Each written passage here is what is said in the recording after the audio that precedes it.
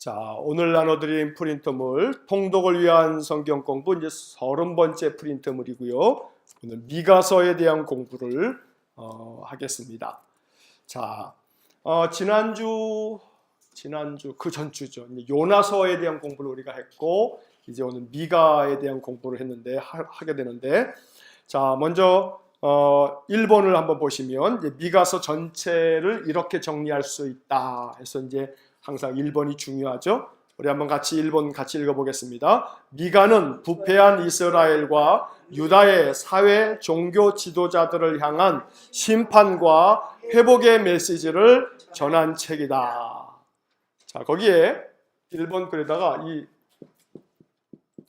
부패한이라고 하는 이 부패에다가 동그라미를 하나 이렇게 쳐놓으시고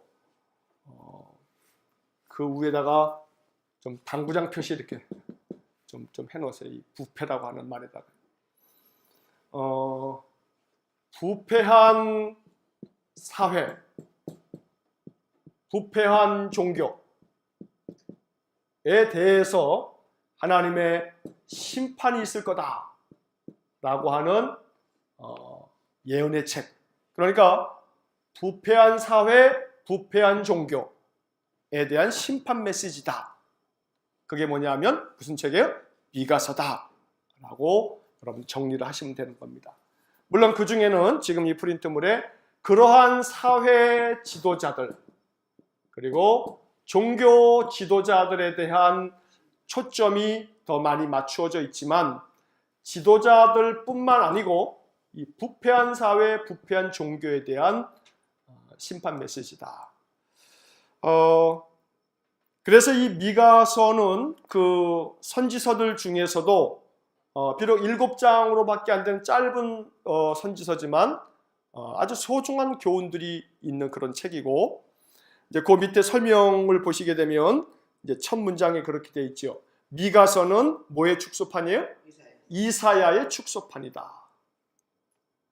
미가는 이사야와 같은 시대에 활동을 했고 이 두 선지자가 전한 메시지 또한 비슷한 점이 많다. 미가는 이스라엘과 유다의 도덕적, 영적 타락을 책망하고 특별히 형식만 남은 껍데기 종교주의를 책망하면서 참된 회개를 촉구하고 있다.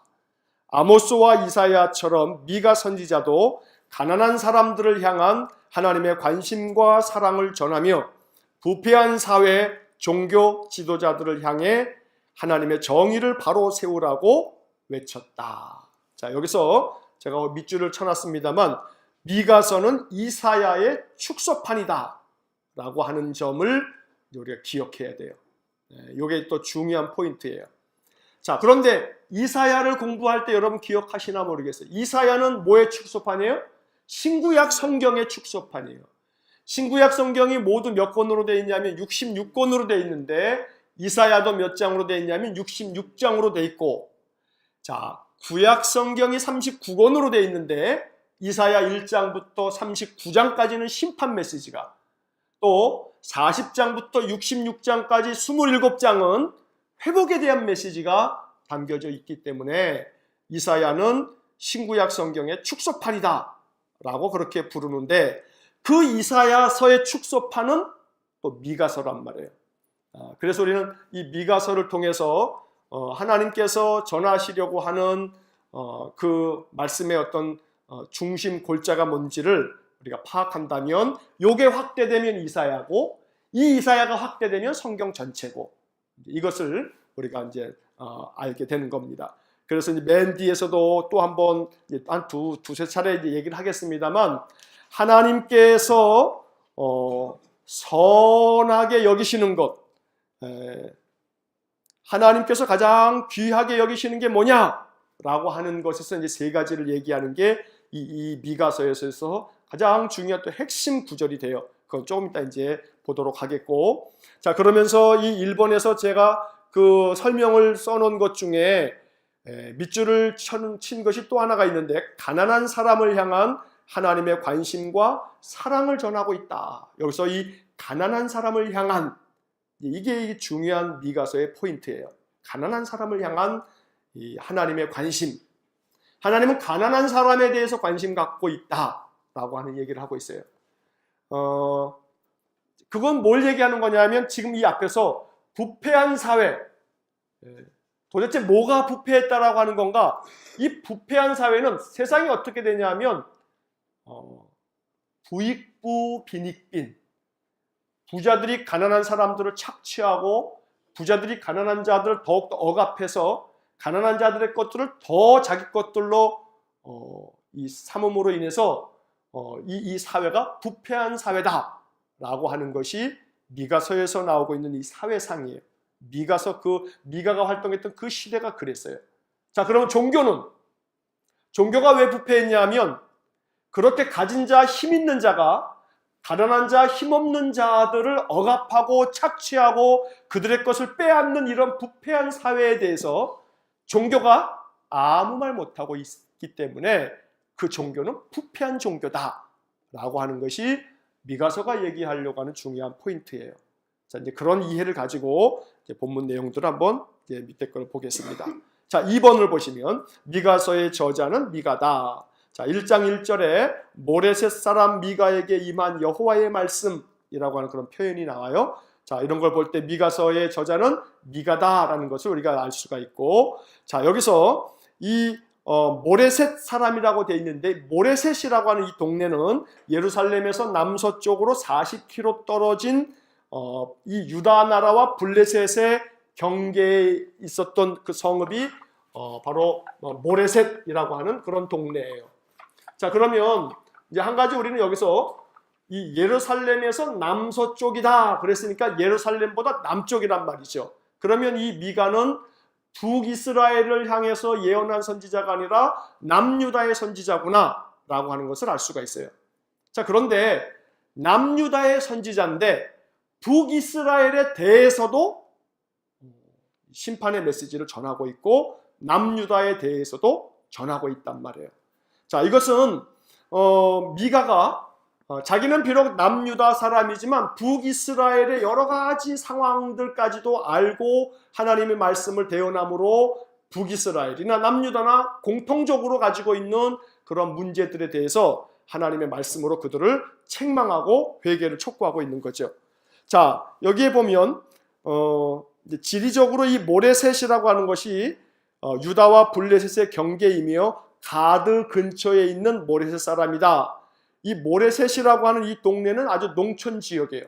그래서 이 미가는 추측컨대 시골의 아주 농촌 출신의 농부가 아닐까라고 하는 그런 추측도 해요. 그러나 뭐 정확한 자료가 없기 때문에 알 수는 없고 그의 가족이나 직업이나 이런 것들에 대한 또 다른 추가적인 말씀이 없기 때문에 그저 미가는 남유다의 시골 동네 농촌 지역에 사는 한 평범한 농부였을 거다. 그런데 하나님께서 그를 세우셔서 그에게 하나님의 말씀을 주심으로 예언자, 선지자의 사명을 감당하게 했다는 거죠. 자, 농촌 지역의 출신의 농부 같은 그러한 아주 평범한 사람으로서 선지자가 된 사람 미가가 있고 그리고 아모스가 있단 말이에요. 아모스는 뽕나무를 재배하는 사람이다 라고 하는 것들을 우리가 아모스 공부할 때 한번 공부한 적이 있죠. 자, 미가라고 하는 이름의 뜻은 여호와와 같은 자가 누구냐라고 하는 그런 뜻을 가지고 있어요. 이 의미는 이따가 미가서 7장 18절을 읽으면서 미가서 마지막 부분의 이 구절인데 그때 또 한번 말씀드리겠습니다만 결국은 여호와 같은 분이 없다라는 그런 반어법적인 그런 표현인 거죠. 여호와 같은 자가 누가 있느냐? 여호와 한 분밖에 없다라고 하는 그런 의미를 가지고 있는 이름입니다. 자, 미가서의 기록 연대는 주전 735년에서 700년 사이로 추정된다. 그래서 거기 밑줄 친 부분만 그냥 보시면 미가는 남유다의 요담, 아하스, 그리고 히스기야 왕의 통치 기간에 활동을 했다는 거죠. 이게 1장 1절에 유다 왕, 요담, 아하스, 히스기야 때라고 하는 이 왕들의 이름이 나오기 때문에 미가는 요 시대에 활동했던 선지자구나 라고 하는 것을 우리가 알 수가 있습니다. 그 밑에 부가적인 설명은 그냥 지나가겠습니다. 자, 그 뒷페이지에 보시면 미가서의 특징은 아까 1번을 살피면서 말씀드린 것처럼 이사야의 축소판이다. 자, 미가서하고 이사야하고의 공통점이 있습니다. 두 책의 공통점은 아수르의 초기 침략을 예언했다. 유다의 구원과 바벨론의 포로가 될 것을 언급한다. 의식뿐인 종교의 허망함을 책망한다. 메시아의 도래를 예언했다. 회개로 말미암은 이스라엘의 궁극적 구원을 예언했다. 자, 이게 이제 미가서에도 나오고 이사야서에도 나오는 이야기입니다.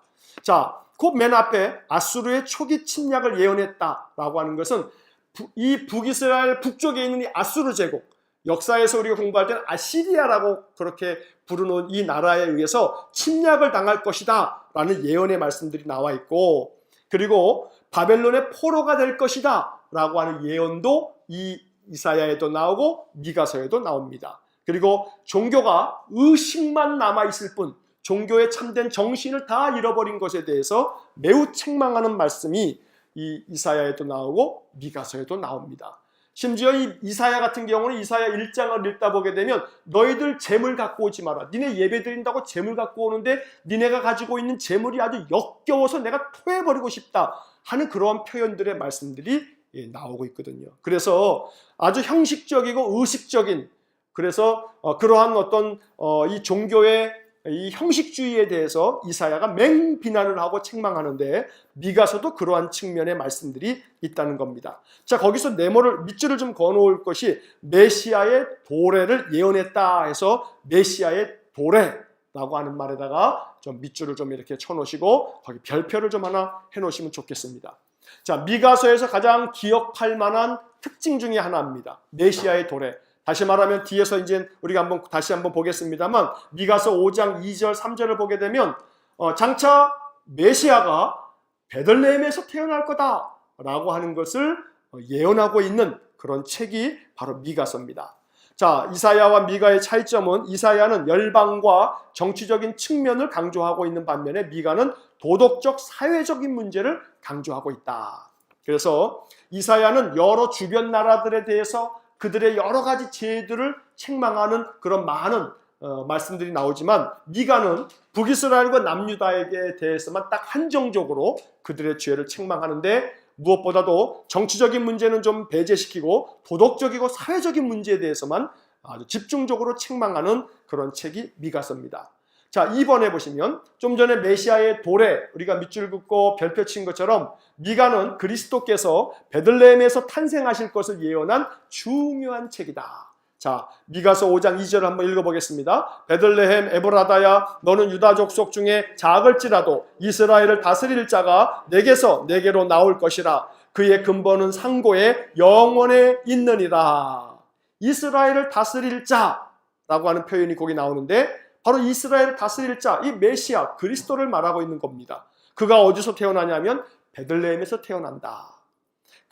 그의 근본은 상고, 아주 오랜 또 영원 전부터 그분은 계신 분이다 라는 이야기를 하고 있는 겁니다. 자, 밑에 그 설명을 보시면 마태복음 2장에서 동방으로부터 온 박사들은 헤롯에게 유대인의 왕으로 나신 이가 어디 계시냐고 물었고, 헤롯은 대제사장과 서기관들에게 그리스도가 어디서 나겠느냐고 물었다. 그때 그들은 미가서 5장 2절을 근거로 베들레헴에서 그리스도가 탄생할 것이라고 대답했다. 지금 좀 전에 우리가 읽은 미가서 5장 2절 이 구절을 대제사장과 서기관들이 헤롯 왕에게 이야기를 한 겁니다. 그래서 이 베들레헴과 그 일대에 있는 2살 이하의 남자아이를 다 죽이라고 그렇게 명령을 내렸던 것이 마태복음 2장에 나오는 이야기죠. 자, 미가서 7장까지 되어져 있는 이야기를 이제 한번 구체적으로 보도록 하겠습니다. 자, 3페이지를 한번 보시면 이스라엘과 유다에 대한 심판. 자, 이스라엘이라고 하는 표현은 이스라엘 백성들 전체를 말하는 것이기도 하지만 북왕국 이스라엘을 말할 때 이스라엘 이렇게 표현하고, 유다 그러면 유다 지파 12지파 중에 유다 지파만을 얘기하는 것이 아니라 다윗의 혈통인 남유다, 남왕국 유다 이렇게 구분되어진다는 것을 우리가 이제 구약에서 선지서를 쭉 공부하면서 우리가 이제 좀 그 내용들은 이제 알고 있는 그런 내용이 되겠습니다. 자, 1번 보시면 미가는 백성의 죄와 심판에 대해서 외친다. 1번, 미가는 북왕국 이스라엘과 남왕국 유다에 관한 여호와의 말씀을 받는다.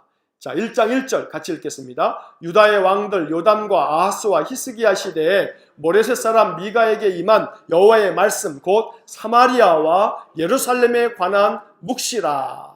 제가 밑줄을 그어놨는데 사마리아 밑에다가 사마리아에다 동그라미 이렇게 해놓으시고 그 밑에다가 북왕국 이스라엘의 수도 이렇게 좀 써놓으시면 좋겠어요. 자, 사마리아는 북왕국 이스라엘의 수도고, 자, 예루살렘에다가 동그라미 해놓으시고 그 밑에다가는 남왕국 유다의 수도 이렇게 써놓으시면 좋겠습니다. 자, 그래서 미가는 북왕국 이스라엘의 수도인 사마리아, 남왕국 유다의 수도인 예루살렘, 이들에 대한 묵시라고 하는 말은 예전에 우리가 한번 공부를 했죠. 계시라고 하는 말과 같은 거예요. 하나님께서 이 사마리아와 예루살렘에 대해서 어떠한 심판을 내리실지에 대해서 계시해 준 책이다 라고 말하는 것이죠. 자, 2번을 보시면 미가는 백성의 죄로 인한 하나님의 심판을 예언한다. 자, 1장 7절 같이 읽겠습니다. 그 새긴 우상들은 다 부서지고 그 음행의 값은 다 불살라지며 내가 그 목상들을 다 깨뜨리리니 그가 기생의 값으로 모았은즉 그것이 기생의 값으로 돌아가리라. 자, 백성의 죄로 인해서 하나님이 심판하신다라고 하는 말이 거기 이제 그 앞부분에 다 부서지고, 일단 밑줄을 좀 펴놓으시고 그 다음에 이어서 다 불살라지며 거기다 밑줄을 쳐놓으시고 또 끝에 다 깨트리니 이 세 구절에다가 밑줄을 좀 쳐놓으십시오. 이 이스라엘과 유다의 죄로 말미암아 하나님께서 그들이 만들어 놓은 우상을 다 부셔버리고 그 음행을 저지른 것에 대한 죄값을 치르기 위해서 그들을 다 불살라버리고 그들이 세운 목상, 나무로 만든 우상들도 다 깨뜨려버리고 이렇게 말씀하고 있는 건데, 이건 다시 말하면 북이스라엘과 남유다를 이렇게 부셔버리고 불살라버리고 깨트려버리시겠다라고 하는 하나님의 심판을 예언하고 있는 그런 구절입니다. 자, 3번을 보시면 미가는 북왕국의 징벌과 예루살렘의 비참함에 대해 애곡을 한다. 8절과 9절 같이 읽겠습니다. 이러므로 내가 애통하며 애곡하고 벌거벗은 몸으로 행하며 들깨같이 애곡하고 타조같이 애통하리니 이는 그 상처는 고칠 수 없고 그것이 유다까지도 이르고 내 백성의 성문 곧 예루살렘에도 미쳤음이니라. 자, 좀 전에 우리가 7절을 읽었죠. 그 앞에 2번에서요. 하나님이 부셔뜨리고 불살라버리고 깨트려버리겠다. 이러므로 8절에 이러므로 하나님이 이렇게 하시겠다고 하심으로 내가 미가 선지자가 애통하며 애곡하고 애통하리니 이렇게 말하고 있는 거예요. 자, 그런데 이렇게 미가가 북왕국도 남왕국도 하나님께서 이렇게 부셔버리고 불살라버리고 깨트려버리시겠다는 심판 말씀을 들으면서 애통한 마음으로 눈물을 흘리면서 애곡하고 있는데, 안타까운 것은 9절을 보시면 그 상처는 고칠 수 없고, 여기다 밑줄을 한번 좀 다시 한번 걸어놓으십시오. 그 상처는 고칠 수 없고. 자, 그 다음에 그 옆에 그것이 유다까지도 이르고, 여기다가도 밑줄을 좀 그어놓으세요. 그것이 유다까지도 이르고. 이게 참 애통하고 아픈 이야기예요.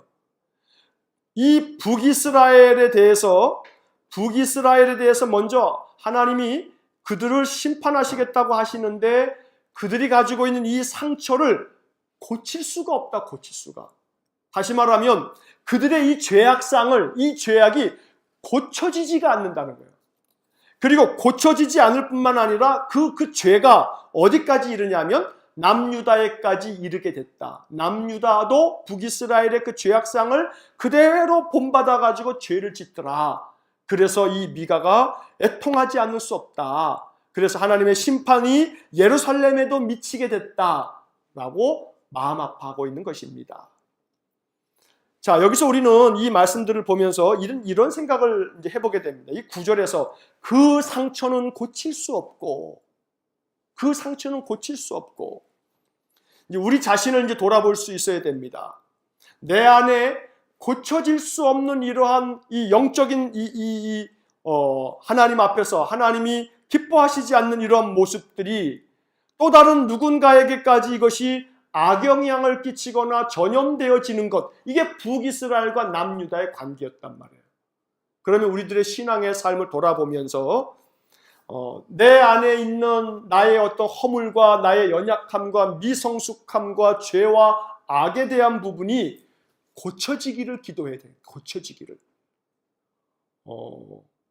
근데 우리는 우리 스스로도 내 안에 어떤 죄가 있고 어떤 허물이 있고 어떤 미성숙함이 있는지에 대해서 깨닫지 못할 때도 있거든요. 깨닫지 못해요.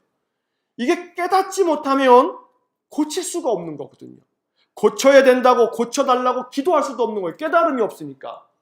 그런 점에서 이제 이 미가가 그 상처는 고칠 수 없고 그것이 유다까지 이르렀다라고 하는 이 지적은 북이스라엘과 남유다의 그런 관계를 얘기하는 것이면서 동시에 북이스라엘 백성들, 남유다 백성들의 영적인 이런 모습을 이 미가가 매우 가슴 아픈 마음으로, 다시 말하면 그 앞에 8절에 애통하고 애곡하는 마음으로 일러주고 있는 거예요. 북이스라엘의 죄를 남유다 백성들아 담지 마라, 배우지 마라. 그들의 그 죄악상은, 죄로 말미암는 그들의 상처는 고쳐지지도 않는다라고 말하는 거죠.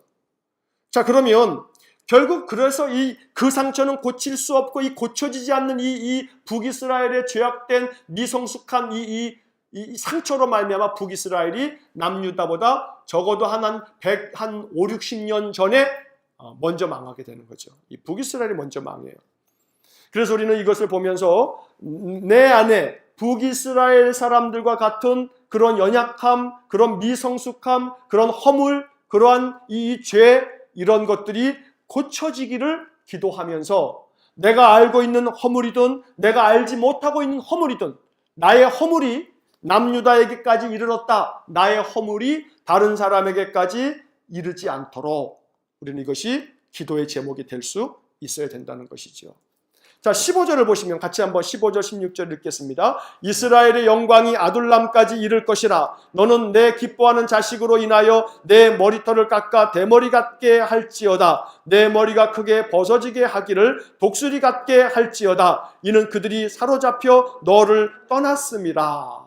자, 이것이 이스라엘의 그런 비참함을 이야기하는 거예요. 이스라엘의 영광이 아둘람까지 이를 것이다. 이 아둘람이라고 하는 것은 다윗이 사울을 피해서 도망쳤던 것이 아둘람 굴이거든요. 고통과 상처와 아픔으로 말미암아 그 영광스러운 것들을 버리고 도망쳤던 이 아둘람까지 이른다라고 하는 것은 영광을 다 잃어버린다. 하나님의 그 심판으로 말미암아.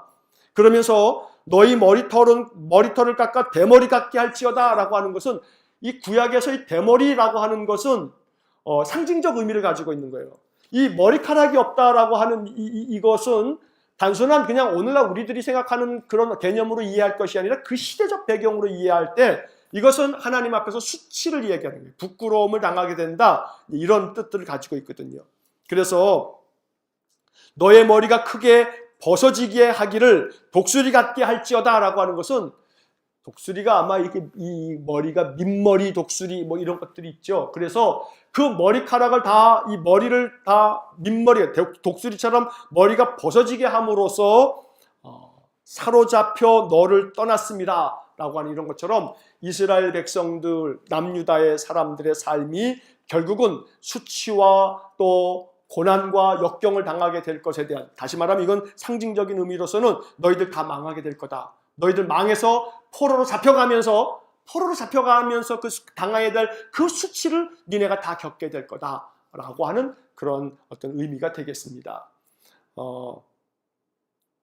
이런 것들을 문자적으로 받아들이면 안 되는 거예요. 그래서 저도 요즘에 이제 탈모가 이제 슬슬 와가지고 저희 딸아이가 막 놀리는데 이제 그런 문자적으로 성경을 자칫 그 당시의 시대적인 문화적인 이해를 함유하지 않고 이 문자적으로만 이해하게 되게 되면 그러면 이제 이게 아주 잘못된 해석이 돼버릴 수 있어요. 이 대머리라고 하는 것, 머리가 벗겨진다라고 하는 것들이 그렇게 잘못 해석되어지면 안 된다라고 하는 것을 그냥 이렇게 지나가는 말로 말씀드리는 겁니다. 자, 4번을 보시면 미가는 하나님께서 탐욕스러운 자를 심판하실 것이라고 예언한다. 이게 이제 사회적 부패한 사회의 모습을 말하고 있는 겁니다. 한번 1절, 2절, 3절 한번 같이 읽겠습니다. 화 있을진저 밭들을 탐하여 빼앗고 집들을 탐하여 차지하니 그들이 남자와 그의 집과 사람과 그의 산업을 강탈하도다. 그러므로 여호와의 말씀에 내가 이 족속에게 재앙을 계획하나니 너희의 목이 이에서 벗어나지 못할 것이요 또한 교만하게 다니지 못할 것이라. 이는 재앙의 때임이라 하셨느니라. 자, 밭들을 탐하여 빼앗고 집들을 탐하여 차지하니 그의 산업을 강탈하도다. 그의 산업을 강탈하도다. 이런 것이 이게 지금 이 미가가 주전 700여 년에 이것이 기록이 된 것이라면 지금부터 2700여 년 전의 이야기란 말이에요. 근데 그 시대에도 가진 자, 힘 있는 자들이 가지지 못한 자, 힘 없는 자들의 것들을 빼앗고 차지하고 탐내고 강탈해버리는 그런 사회상을 가지고 있었던 거예요. 근데 이것이 2700년 전이나 지금까지의 온 인류의 역사 가운데서 이런 적이 없어 본 적이 없다 이 말이에요. 없어 본 적이. 자본주의 사회가 되어지면서 이 자본주의 사회에서는 더욱더 거세게 이러한 문제들이 있다라고 하는 거예요. 그래서 하나님께서는 내가 이 족속에게 재앙을 계획했다고 말씀하고 있는 거죠. 자, 그 뒷부분에 보시면 5번, 미가는 하나님께서 타락한 선지자들을 심판하실 것이라고 예언한다. 6번, 미가는 하나님께서 남은 자들을 구원하실 것이라고 예언한다. 자, 2장 12절 같이 읽겠습니다. 야곱아, 내가 반드시 너희 무리를 다 모으며 내가 반드시 이스라엘의 남은 자를 모으고 그들을 한 처소에 두기를 보스라의 양떼 같이 하며 초장의 양떼 같이 하리니 사람들이 크게 떠들 것이며. 자, 여기에 제가 밑줄 친 부분에서 남은 자라고 하는 말에다가 다시 한번 동그라미를 좀 이렇게 쳐놓으시고 여기다가는 별표를 한 3개 정도 이렇게 해놓으셔요. 별표를 한 3개 정도. 자, 선지서 이사야부터 말라기까지 선지서뿐만 아니고 구약 성경 전체 또 신약까지 통틀어서 성경 전체에서 매우 중요한 주제 중에 하나가 남은 자. 그래서 우리는 이게 남은 자 사상이다 이렇게 이제 말을 하기도 해요. 남은 자. 구약에서 우리가 대표적으로 이 남은 자 사상을 아주 강하게 얘기하고 있는 것이 노아의 홍수입니다. 노아의 홍수. 모든 걸 다 멸하시는데 그 중에 노아의 가족만이 남아있단 말이죠. 이런 식으로 이 소돔과 고모라를 멸망시키는데 그 중에 롯과 그의 가족들, 결국은 아내도 소금 기둥되고 2딸만 남게 되는 것이지만 롯을 하나님 구원하시는 것처럼 성경의 모든 이야기는 이 남은 자의 초점을 맞추고 있는 거예요. 자, 그러면 이게 뭘 역설적으로 말하는 거냐면 누가 남은 자냐? 좀 전에 얘기했던 타락한 선지자라든가 남의 것을 탐하여 빼앗고 강탈한 자들은 남은 자가 될 수 있어요, 없어요? 남은 자가 될 수 없는 거예요. 그들은 다 하나님께서 멸하시겠다는 거예요. 자, 그럼 여기서 이 미가서의 이 특이점은 뭐냐면 하나님께서 남은 자, 다시 말하면 이 남은 자를 제외한 나머지 것들은 다 그냥 멸하시고 이 남은 자들만 둘 텐데 미가서가 말하는 이 하나님이 징벌하시고 심판하시고 멸하시는 자들은 누구냐면 단순히 종교적으로 하나님 앞에 얼마나 종교적인 열심을 갖느냐 여기에 초점이 있는 게 아니라 얼마나 사회 도덕적으로 온전하고 바르냐 미가서는 여기에 초점을 맞추고 있는 거예요. 이사야하고 미가하고가 이게 미가가 이사야의 축소판이라고 했는데 이사야와 미가가 차이점이 뭐냐면 이사야는 종교적인 것에 초점을 맞추고 있어요. 그러나 미가는 도덕적이고 사회적인 측면에 초점을 맞추고 있단 말이에요. 더 쉽게 얘기하면 사회적으로 도덕적으로 온전하지 못하면 아무리 종교적으로 열심히여도 하나님이 싹 다 제거할 거다라고 하는 것이 미가서의 이야기예요. 그래서 이 사회 문제, 이 도덕적인 이 부패한 사회에 대해서 이야기를 할 때는 정의를 얘기하고 그럴 때 아모스서하고 미가서를 대체적으로 많이 얘기하는 거예요. 미가서에서는 종교적으로 너희들이 하나님 앞에서 이렇게 했구나, 우상을 이렇게 섬겼구나, 우상 숭배의 죄에 대한 얘기가 미가서에는 거의 별로 없어요. 우상 숭배에 대한 죄가. 그것이 죄다. 우상 숭배 너희들 큰일 났다. 이런 얘기는 미가서에 별로 없어요. 대신에 미가서는 뭐가 있는 거냐면 가난한 자, 힘없는 자, 남의 것들 니들이 강탈하고 빼앗고 못된 짓 했구나. 이런 것들에 대한 책망들이 있다는 거죠. 그런 점에서 그렇게 하지 않은 자들, 그걸로 말미암아 피해를 당한 자들, 하나님 그러한 사람들을 남은 자로 그들을 남기셔서 그들을 구원하시고 초장의 양떼같이 그들을 하나님께서 지키시겠다고 말씀하는 거죠. 자, 2번을 보시면 미가는 지도자들의 죄와 심판에 대해 외친다. 자, 3장 11절 같이 읽겠습니다. 그들의 우두머리들은 뇌물을 위하여 재판하며 그들의 제사장은 삭슬 위하여 교훈하며 그들의 선지자는 돈을 위하여 점을 치면서도 여호와를 의뢰하여 이르기를 여호와께서 우리 중에 계시지 아니하냐 재앙이 우리에게 임하지 아니하리라 하는도다. 이게 지금 이제 맨 앞에서 얘기했던 사회 종교 지도자들의 그 부패상에 대한 이 심판을 촉구하고 책망하고 있는 그런 말씀인 거죠. 여기 보십시오. 자, 우두머리들은 뇌물을 위하여 재판한다. 뇌물 먹고 재판하는 거. 오늘날 뇌물 먹고 재판하는 게 그게 뭐 2700년 전에만 이야기예요? 오늘날도 뭐 요즘에 뭐 사법농단 그래가지고 뭐 나오는 것도 그렇고 뭐 전관예우 판사로 있다가 옷 벗고 변호사 개업하면, 검사로 있다가 옷 벗고 변호사 개업하면 무조건 그 사람이 맡고 있는 사건은 그냥 그 사람 변호사 얘기 다 들어주는 이 전관예우.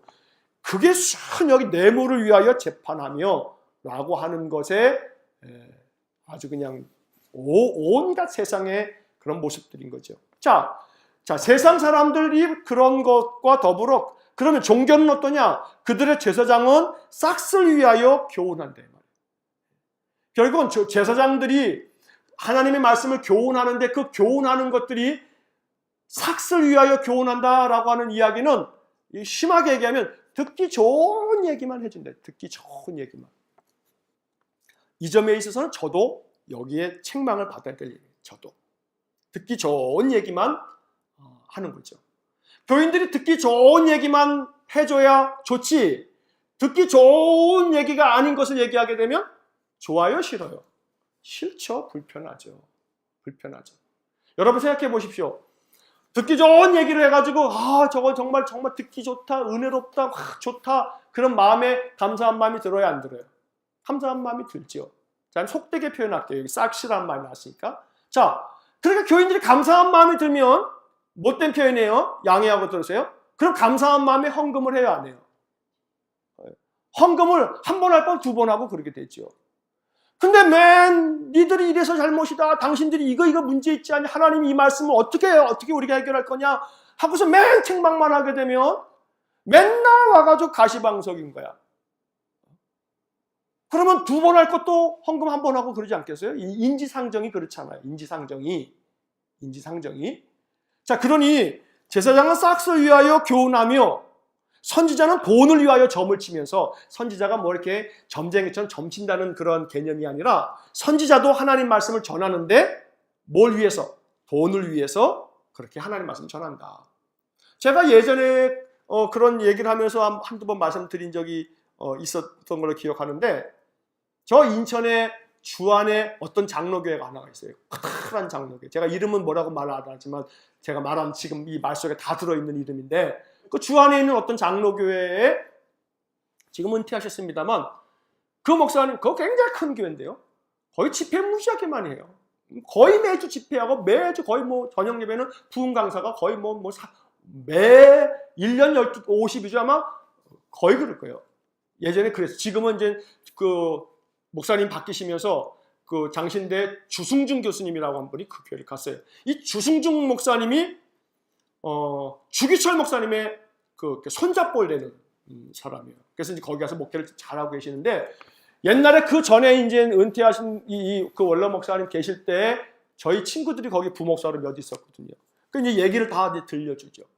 가장 견디기 힘들고 어려운 경우에 부흥사들이 와가지고 축복기도 해주시는데 축복기도 해주시는 데는 아니에요. 축복기도 하는데 뭐 그런 교회 많잖아요. 헌금 누가 헌금을 드렸습니다. 뭐 때문에 드렸습니다. 뭔지 그렇게 헌금 이름 막 이렇게 읽어주고 심지어는 못된 부흥사 같은 경우는 얼마 헌금했다까지 금액까지 얘기하는 경우들도 있거든요.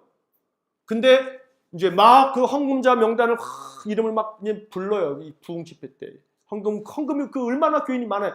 근데 그 시간 30분 넘도록 헌금장 누가 막 부르면서 예를 들어 1,000만 원 이상 막 헌금하는 아무개 권사님, 아무개 집사님이 1,000만 원을 이렇게 감사해서 헌금을 하셨노라고. 집회 끝나고 나면 강사실을 잠깐 오라고 해. 특별히 축복 기도를 해주겠다고. 이런 개자식이 있죠. 이게 개자식이죠. 이거 목사의 개자식이지. 아무개 성도가 아무개 집사가 뭐 2,000만 원을 헌금했다고 끝나고 잠깐 남으라고 축복 기도를 해주겠다. 그게 목사의 그 개자식이죠. 그러니 그 다음 집회가 이제 그 사람이 이제 한 3, 4일 집회를 하게 되면 그 다음 날 헌금이 이제 쌓여야 안 쌓여요? 이제 뭐 하는데 막 2,000만 원도 나고요, 3,000만 원도 나고요, 막 대단해요. 그러니 젊은 부목사들이 앉아 있으면서 신학교에서 졸업한 지 얼마 안 되는데 그게 속이겠냐고요, 속이. 예? 얼마나 뒤집어져요, 이게. 그러니까 맨 거기서 말 못하고 나와가지고 동기들한테 그냥 이런 18 이런 젠장한 이게 교회냐 어쩌냐 저쩌냐 막 이런단 말이에요. 그런데 뭐 거기만 탓할 것이 아닌 거예요. 이게 오늘 우리들이 가지고 있는 재물을 위하여, 뇌물을 위하여 재판하고 싹스를 위하여 교훈하고 돈을 위하여 점을 치는 이런 종교적 부패, 이 종교적인 이 타락, 이러한 것들이 이렇게 표현되어져 있는 이 물질과 뇌물, 싹, 돈, 이것만이 아니더라도 여러 가지 모양으로 이 사회적이고 종교적인 이 부패상에 대해서 미가는 아주 신랄하게 비판하고 책망하고 있다라고 하는 것입니다. 자, 그러나 그렇다고 해서 그것으로서 이 미가가 이제 끝나는 것이 아니라 이러한 부분들에게 있어서 그 마지막 그 줄에 보게 되면 여호와께서 우리 중에 계시지 아니하냐, 재앙이 우리에게 임하지 아니하리라 하는도다. 재앙이 우리에게 이르지 않을 거야 라고 이 거짓 선지자들, 제사장들이 이렇게 재앙은 우리에게 없어, 하나님 축복해 주실 거야, 하나님 우리와 함께 계시지 않느냐, 이렇게 얘기를 하고 있지만 그러나 하나님께서 그들에 대해서 심판하실 것이고 재앙을 내리실 것이라고 하는 메시지를 전하고 난 후에 4장서부터 뒤에까지는 또 하나님이 그러나 종국에 가서는 구원하실 거다, 회개하고 그들이 돌아서면 하나님 그들을 구원하신다 라고 하는 회복의 메시지가 역시 미가서에서도 나오는 것입니다. 자, 거기 미래의 구원을 보면 미가는 다가올 하나님의 나라에 대해서 예언한다. 자, 4장 1절과 2절 같이 읽겠습니다. 끝날에 이르러는 여호와의 전에 산들의 꼭대기에 굳게 서며 작은 산들 위에 뛰어나고 민족들이 그리로 몰려갈 것이라. 곧 많은 이방 사람들이 가며 이르기를 오라 우리가 여호와의 산에 올라가서 야곱의 하나님의 전에 이르자. 그가 그의 도를 가지고 우리에게 가르치실 것이니라. 우리가 그의 길로 행하리라 하리니 이는 율법이 시온에서 나올 것이요 여호와의 말씀이 예루살렘에서부터 나올 것입니다. 자, 여기서 2절에서 두 번째 줄 가운데 2절에 많은 이방 사람들이 라고 하는 부분에다가 동그라미를 좀 하나 쳐놓으십시오. 자, 많은 이방 사람들이 하나님께로 나아가는 거예요. 여호와의 산으로 올라가는 거예요. 이 말은 굉장히 어떤 여러 의미가 함축되어져 있는 거예요. 뭐냐면 이스라엘 사람들에게는 구원은 누구만 있냐면 자기 민족에게만. 근데 이방 사람들이 구원을 얻는다? 이방 사람들이 하나님의 전에 나아가서 하나님의 말씀을 배우고 하나님께로 나아간다? 이거는 선민의식을 가지고 있는 이 이스라엘 사람들에게 있을 수 없는 일인데 미가서는 뭘 얘기하냐면 많은 이방 사람들이 하나님의 산에 올라가고 하나님의 전에 이르게 될 거다라고 말하고 있는 거예요. 이 말은 뭘 의미하냐면 이스라엘과 유다가 배척될 수도 있다. 그래, 회복을 말씀하시는 것이지만 동시에 이것은 크나큰 책망의 말씀이기도 하다는 것이죠. 근데 여기서 이게 회복의 말씀이 좋은 구원의 말씀인 것은 뭐냐면 2절 마지막 부분에서 율법이 시온에서부터 나올 것이고 여호와의 말씀이 예루살렘으로부터 나올 거다. 이건 또 이스라엘 백성들에게는 구원의 메시지인 거죠. 왜냐하면 율법이 시온에서부터 여호와의 말씀이 예루살렘에서부터 결국은 이스라엘 민족으로부터 하나님의 구원의 시발점이 거기서 출발될 거다. 그러니 너희들은 구원의 원주인이야. 그런데 이 구원의 원주인인 너희들이 정작 너희들은 구원 못 받고 많은 민족들, 많은 이방 나라들이 구원받는 자리로 나아간다면 어떻게 되겠니? 라고 하는 게 이게 미가의 선포인 거예요. 자, 그런데 이 미가서 4장 1절, 2절은요, 우리가 미가서가 뭐의 축소판이라 그랬어요? 이사야의 축소판이다. 자, 여기 아주 대표적인 구절이 여기에 나와 있어요. 이사야 2장 2절과 3절을 제가 밑에다가 써놨는데 한번 읽어보겠습니다. 말이래 여호와의 전에 산이 모든 산 꼭대기에 굳게 설 것이요 모든 작은 산 위에 뛰어나리니 만방이 그리로 모여들 것이라. 많은 백성이 가며 이르기를 오라 우리가 여호와의 산에 오르며 야곱의 하나님의 전에 이르자. 그가 그의 길을 우리에게 가르치실 것이라. 우리가 그 길로 행하리라 하리니 이는 율법이 시온에서부터 나올 것이요 여호와의 말씀이 예루살렘에서부터 나올 것임이니라. 자, 미가서의 말씀하고 이사야의 말씀이 거의 똑같단 말이에요. 거의 똑같아요. 일부 구절의 표현만 조금씩 다를 뿐. 근데 재밌는 것은 미가서의 2절에서 좀 전에 동그라미를 치셨던 많은 이방 사람들이 이렇게 돼 있죠. 근데 이사야 3절을 보세요. 3절에 보면 많은 백성이 가며, 백성이라고 돼, 백성이. 이사야는 백성이라고 말했어요. 근데 미가는 뭐라고 그랬냐면 많은 이방 사람들이. 이방이라고 하는 말이 미가에 붙어 있죠. 이방. 많은 백성이라고 하는 말하고 많은 이방 사람들이라고 하는 말은 굉장히 차이가 있는 거예요.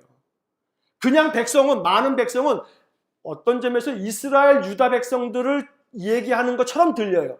근데 많은 이방 사람들이 그러면 이스라엘 유다 백성들이 아닌 이방인들을 한정적으로 말하고 있기 때문에 이사야보다 미가가 훨씬 더 직설적으로 표현하고 있는 돌직구가 바로 여기에 있는 거예요. 그러나 구절적으로는 이게 이사야나 미가나 똑같은 구절이라는 것을 우리가 이렇게 비교해 보면 바로 알 수가 있죠. 자, 그 다음 페이지 5페이지를 보시면 미가는 열방으로 인한 유다의 고통을 예언한다. 자, 5장 1절 같이 읽겠습니다. 딸 군대여 너는 때를 모을지어다. 그들이 우리를 에워쌌으니 막대기로 이스라엘 재판자의 뺨을 치리로다. 막대기로 이스라엘 재판자의 뺨을 때린다 라고 하는 이 말은 결국은 이스라엘이 이방의 나라들에 의하여 결국 망하게 될 거다라는 상징을 얘기하는 거예요. 이스라엘의 재판자라고 하는 것은 이스라엘의 왕들을 말하는 거예요. 이 왕들의 뺨을 때린다는 것은 결국은 이스라엘 나라가 여러 번 이방 나라의 침략을 받고 망하게 될 것을 예언적으로 말하고 있는 겁니다.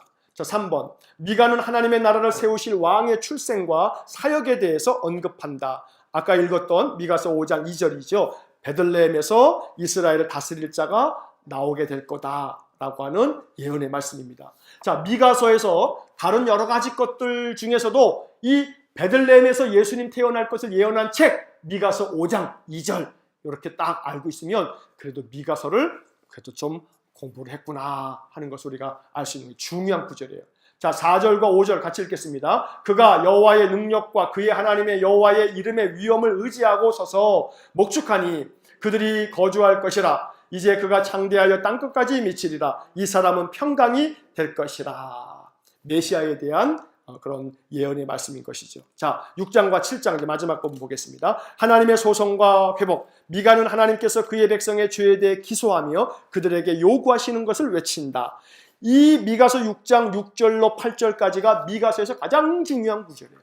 나중에 핵심 구절에서 이 구절을 또 한 번 제가 적어놨어요. 한번 같이 읽어보겠습니다. 내가 무엇을 가지고 여호와 앞에 나아가며 높으신 하나님께 경배할까? 내가 번제물로 1년 된 송아지를 가지고 그 앞에 나아갈까? 여호와께서 천천의 순양과 만만의 강물 같은 기름을 기뻐하실까? 내 허물을 위하여 내 맏아들을 내 영혼의 죄로 말미암아 내 몸의 열매를 드릴까? 사람아 주께서 선한 것이 무엇임을 내게 보이셨나니 여호와께서 내게 구하시는 것은 오직 정의를 행하며 인자를 사랑하며 겸손하게 내 하나님과 함께 행하는 것이 아니냐. 자, 여기서 이제 밑줄 근데 보시면 주께서 선한 것이 무엇인지를 너에게 보이셨다. 여호와께서 너에게 구하는 것이 있는데 세 가지야. 세 가지를 구하고 있어. 첫째, 뭘 하는 거예요? 정의를 행하라. 정의를 행하는 거고, 둘째는 뭐예요? 인자를 사랑해라. 셋째는 어떻게 하라고요? 겸손하게 하나님과 함께 행하라. 정의와 인자와 겸손, 이 세 개의 단어는 미가서의 가장 중요한 핵심 단어예요. 자, 그러면 여기를 한번 이제 보십시오. 정의는 말 그대로 올바른 거예요. 옳은 거예요. 옳은 것. 옳은 것. 시시비비를 정확하게 가려서 옳은 것을 선택할 줄 아는, 옳은 것을, 올바른 것을. 이게 올바르냐 올바르지 않으냐, 이 행동이 올바르냐 올바르지 않으냐, 이 말이 올바르냐 올바르지 않으냐 라고 하는 것을 구분할 줄 알아서 정의롭게 행할 줄 아는 것, 이거 하나님께서 구하는 거다. 자, 6절과 7절에서 천천의 순양과 만만의 기름을 하나님 기뻐하실까? 아니다. 천천, 만만. 여러분 생각해보세요. 천천 그러면 동그라미가 6개, 그럼 100만이에요. 만만 그러면 동그라미 8개예요. 그러면 1000만, 억이 되나요? 어쨌거나 그렇게 1000번을 예배를 드리고 10,000번을 예배를 드려도 너희들이 정의와 인자와 겸손이 없다면 하나님이 천천과 만만의 그 예배를 기뻐하실까? 1000만의 말씀 기뻐 안 한다 라고 미가가 얘기하는 거예요. 1000번 예배 드리고 10,000번 기도하고 그 이상으로 찬송하고 뭐 한다 한들 하나님 그거 기뻐 안 하셔. 올바른 것을 해야지.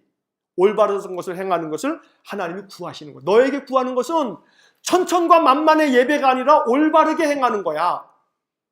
자, 이 옳은 것이라고 하는 이 부분을 보시면 문제는 뭐냐면 기준이야, 기준.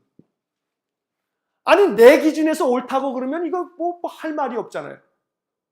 옳고 그르고의 기준이 자꾸 기준을 내가 기준으로 삼아가지고 내가 이렇게 하니까 내가 옳은 거야. 그러면 이건 뭐 도무지 말이 안 되잖아요. 그러니 올바른 것이 무엇이 올바른 것이냐라고 하는 이 기준이라고 하는 것에서 가장 물론 중요한 것은 성경이지만 이 성경을 가지고 기준을 정하는 게 어려운 거예요. 건건이 말이에요. 건건이. 예를 들어서 말이다. 말. 사람이 어떤 말을 표현하는데 이렇게 말을 어떻게 하고 여러 가지로 말을 할 수 있잖아요. 그런데 그 말에 대한 부분이 성경에서 말에 대한 교훈이 많이 나와 있어요. 근데 그 성경에서 우리가 말하고 이 언어 생활에 대한 성경의 가르침이 얼마나 많이 있냔 말이에요. 그거 우리가 모르는 게 아니야, 사실은. 그런데 그걸 기준으로 봤을 때 내가 올바른가 이렇게 판단한다라고 하는 것이 쉬운 것 같지만 이게 또 쉽지가 않거든요. 두 번째로는 기본적으로 우리의 기준이 상식이에요. 상식.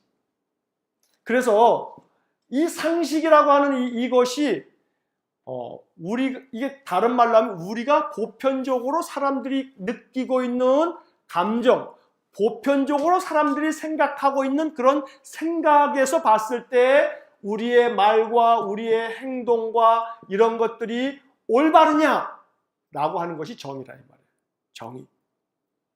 그런 점에서 우리는 이 상식이라고 하는, 상식적이어야 된다라고 하는 말이 이게 얼마나 중요하고 소중한 일인지 몰라요. 상식적이라고 하는 것이. 자, 그러면 기준을 나를 기준으로 삼는 거, 그게 뭐라고요? 이거의 반대말인 교만인 거예요. 교만이라고 하는 말은 내가 기준이 되어져 있는 거. 기준은 하나님인데 내가 기준이라고 해놓고 내가 하는 방식, 내가 하는 행동, 내가 하는 말 이런 모든 것들의 태도, 모습, 이것이 기준인 것처럼 생각하는 것이 교만이고, 그렇지 아니하고 기준을 하나님께 두고 보편적으로 사람들이 생각하는 그런 상식에 두면서 행동하는 것, 올바른 것을 판단할 줄 아는 것, 그게 바로 뭐다? 그게 정의다 라고 미가는 가르쳐 주는 거예요. 문제는 뭐냐 하면 이 정의는 말이에요, 인자가 없으면, 인자는 말 그대로 이 자애로운 마음이에요. 어질 인자에다가 자비로울 자자를 쓰는 거예요. 그러니까 이거는 이 인자라고 하는 이 헤세드라고 하는 히브리 말은 성경에서 사랑이라고 하는 말로도 많이 번역이 됐어요. 그러니까 인자를 사랑하며라고 하는 것은 어진 마음으로 자비를 베푸는 것을 사랑하며 좋아해라 이 말이에요. 어진 마음으로 자비를 베풀어라. 자, 그러면 자칫하면 정의가, 인자가 없으면 정의는 매우 이것에 반대인 교만이 돼버릴 수 있어요. 정의는. 왜냐하면 정의로운 사람은, 내가 정의로우니까 다른 사람을 어떻게 봐요? 다른 사람이 정의롭지 않거든. 내가 올바르게 행한다 이 말이에요. 내가 올바르게. 내가 올바르게 행하니까 다른 사람들 보고 올바르게 행하라 하겠어요, 안 하겠어요? 행하죠.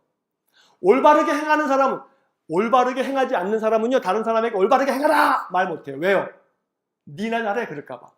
근데 올바르게 행하는 사람은 다른 사람에게 올바르게 행하라 라는 말을 해요, 안 해요? 하죠. 자기가 하고 있으니까. 여기에 함정이 있다 이 말이에요. 그러니까 문제는 올바르게 행하는 사람이 굉장히 조심해야 될 문제가 바로 이 문제예요. 올바르게 행하고 있기 때문에 올바르게 행하지 않는 사람들에 대해서 어진 마음으로 자비로운 마음으로 받아들여야 되는데, 너 왜 이거 올바르게 못해? 라고 비난하거나 책망할 가능성이 이 정의로운 사람에게 있는 거예요. 정의로운 사람에게. 그렇기 때문에 정의로운 사람은 뭐가 필요하다? 인자가 필요한 거예요. 그렇게 못하는 사람에 대한 궁술의 마음이. 왜 그렇게 너는 안 하느냐 하면 이게 인자가 부족한 부분인 거죠. 또 문제는 인자가 많은 사람은 인자가 자칫하게 되면 올바른 것은 피하면서 그냥 인자가 다 좋은 게 좋은 거야 라고 돼버릴 수도 있는 거예요. 인자가. 그러니까 인자는 정의가 필요하고 정의는 인자가 필요한 거예요. 이런 모든 부분에서 가장 중요한 중심추가 있어요. 그게 바로 뭐냐면 겸손이에요. 한쪽에는 정의를, 한쪽에는 인자를, 그 중심에는 뭐를? 겸손을. 그래서 겸손은 미가서에서 정의와 인자와 겸손 중에서 하나를 꼽으라면 뭘 꼽아야 돼요? 겸손을 꼽아요. 겸손해야 돼요. 미가서의 핵심에 하나님이 정말로 원하시는 건 겸손이다 라고 한마디로 얘기할 수도 있겠다는 거예요. 자, 2번을 보시면 미가는 이스라엘이 하나님의 요구에 미치지 못하였으므로 징벌을 받을 것이라고 외친다. 자, 9절을 한번 보겠습니다. 같이 읽겠습니다. 너희는 매가 예비되었나니 그것을 정하시니가 누구인지 들을지어다. 뭐가 예비됐다고요? 매가 예비되어 있다고. 그래서 이제 우리 예전에 이제 선배 신앙인들이 하나님 말씀 잘 듣고 행해야 돼. 그렇지 않으면 하나님께로부터 뭐 맞아? 매 맞아. 이런 것들이 이제 이런 구절에서 나왔던 거예요. 하나님이 매를 예비하신다. 이런 말씀들이요. 자, 7장 마지막 7장 1절부터 6절까지 보면 3번 미가는 이스라엘의 부패에 대하여 애곡을 한다. 자, 2절로 4절까지 한번 읽겠습니다. 경건한 자가 세상에서 끊어졌고 정직한 자가 사람들 가운데 없도다. 무리가 다 피를 흘리려고 매복하며 각기 그물로 형제를 잡으려 하고 두 손으로 악을 부지런히 행하는도다. 그 지도자와 재판관은 뇌물을 구하며 권세자는 자기 마음의 욕심을 말하며 그들이 서로 결합하니 그들의 가장 선한 자라도 다시 갖고 가장 정직한 자라도 찔레 울타리보다 더하도다. 이렇게 세상이 부패되어져 있다. 경건한 자가 세상에 하나도 없다. 정직한 자도 없다. 오히려 권세자, 지도자, 재판관들은 뇌물을 구하면서 권세자들은 욕심을 부리고 이들이 서로 결합하니 권세자와 재판자들이 서로 결합하는 그건 우리나라에서 계속 보고 있는 거죠. 늘 보고 있는 거예요. 심지어 4절에서는 가장 선한 자라도 가시 같고 가장 정직한 자라도 찔레 울타리보다 더하도다. 이 4절의 표현이 우리들에게 정말로 하나님의 음성처럼 들려야 되는 거예요. 저에게 또 여러분들에게. 가장 선한 자처럼 행세하는 목사가 그 안에 가시가 있고 가장 정직한 자라고 생각했던 성도가 찔레 울타리같이 가시가 돋쳐 있다면 이스라엘 사람들, 유다 사람들 향해서 미가는 그렇게 진단하고 있는 거예요. 선한 자인 줄 알았는데 그 속에 가시가 있어요. 찔레 울타리가 보다 더하다고 말하고 있어요. 우리는 이 말씀 앞에서 겸허하게 혹시 내 안에 내가 믿음의 삶을 살고 믿음으로 열심을 다하고 있는데 그 열심과 나의 충성과 이런 부분들 속에 정의와 인자와 겸손이 부족함으로 인해서 내 안에 선한 자요 정직한 자로 내가 부단히 행한다고는 했으나 다른 사람을 찌르는 가시가 되지는 않는가. 이걸 봐야 되는 거예요. 이거를. 자칫하면 나는 선한 자요 나는 가장 정직한 자라고 하나님 앞에서 열심과 충성을 다하면서 믿음의 삶을 살아가는데 정의와 인자와 특별히 겸손이 부족함으로 인해서 내 안에 가시 같고 찔레 울타리보다 더하도다. 네가. 이런 책망을 목사도 들을 수 있고 장로도 권사도 집사도 성도도 다 들을 수 있다 이 말이에요. 그러니까 이 말씀을 내게 주시는 말씀으로 받아들이면서 혹여 내가 가장 선한 자인 것 같은데 가시 같다는 주님의 책망을 들을 일이 없을까? 그래서 내 안에 가시가 다른 사람에게 상처가 되는 가시. 여러분들 장미 넝쿨에 가시가 붙어있는데 그 장미가 아파요? 장미 옆에 다가간 사람이 아파요? 다가간 사람이 아픈 거예요. 장미는 자기 안에 가시가 있다고 해서 자기 안에 가시가 있는 거 아무런 지장 없어요. 자기는 자기 가시 때문에 자기는 아프지 않아요. 근데 자기 가시 때문에 다른 사람, 다가오는 사람이 아프고 찔린다 이 말이에요. 근데 미가서는 이 부분을 지금 누구에게 얘기하고 있는 거냐 하면 지도자와 재판관과 종교 지도자들, 제사장들, 선지자들에게 얘기하고 있다 이 말이에요. 그게 곧 누구에게 얘기하는 거예요? 저와 여러분들에게 얘기하고 있는 거예요. 저와 여러분들에게. 우리가 뭐가 없으면, 정의와 인자와 겸손이 없으면 내 안에 가시가 돋아나 있는 줄도 모르고 내게 다가오려고 내 가까이 있는 사람이 가시에 찔린다 이 말이에요. 그것에 대해서 미가는 이렇게 신랄하게 이스라엘과 유다의 지도자들, 종교 지도자들, 이스라엘 백성들에게 이렇게 책망을 하고 있는 것이죠. 자, 4번. 미가는 하나님을 확고하게 신뢰하며 회복에 대한 예언을 한다. 7절 한번 같이 읽겠습니다. 오직 나는 여호와를 우러러보며 나를 구원하시는 하나님을 바라보나니 나의 하나님이 나에게 귀를 기울이시리로다. 자, 5번. 미가는 하나님께 간구하며 회복과 용서의 복을 확신한다. 18절에서 20절 같이 읽겠습니다. 주와 같은 신이 어디 있으리까? 주께서는 죄악과 그 기업의 남은 자의 허물을 사유하시며 인애를 기뻐하심으로 진노를 오래 품지 아니하시나이다. 다시 우리를 불쌍히 여기셔서 우리의 죄악을 발로 밟으시고 우리의 모든 죄를 깊은 바다에 던지시리이다. 주께서 옛적에 우리 조상들에게 맹세하신 대로 야곱에게 성실을 베푸시며 아브라함에게 인애를 더하시리이다. 자, 여기서 19절에 우리를 불쌍히 여기셔서 여기 말에다가 밑줄을 좀 그어놓으세요. 불쌍히 여기셔서 우리 죄악을 발로 밟으시고 모든 죄를 깊은 바다에 던지신다. 이 19절의 말씀이 복음 중에 복음인 것은 뭐냐 하면 우리 안에 죄악이 있고 모든 죄가 있는데 우리가 이 문제를 스스로 해결할 수 없다 보니 하나님이 이 죄악을 발로 밟아주시고 이 죄악들, 우리가 안에 가지고 있는 이 죄악들을 깊은 바다에 던져주시더라 이 말이에요. 그렇게 하시겠다고 약속하고 있는 거예요. 다시 말하면 우리 안에 있는 죄악과 모든 죄에 대해서 하나님 앞에 통회하고 자복하지만 그럼에도 불구하고 해결되지 않는 죄악과 허물이 있어요. 하나님이 그런 것들까지도 발로 밟으시고 깊은 바다에 던져서 용서하시겠다고 선포해 주시는 거예요. 그래서 이것이 이스라엘과 유다의 구원의 근거가 되는 것이죠. 자, 이렇게 해서 이제 미가서를 마치면서 7페이지의 마지막 부분만 보겠습니다. 미가의 주제는 도덕적으로 사회적으로 부패하고 타락한 이스라엘과 유다에 대한 심판과 회복의 선포이다. 자, 미가서의 목적 세 가지만 읽고 마치겠습니다. 첫째, 죄를 드러내기 위함이다. 둘째, 심판을 선포하기 위함이다. 셋째, 회복을 약속하기 위함이다. 자, 이렇게 해서 미가서 마지막에 그 핵심 구절은 아까 읽었던 구절이니까 생략을 하고 다시 한번 이제 정리를 합니다. 자, 미가서 뭐의 축소판이에요? 이사야의 축소판이다.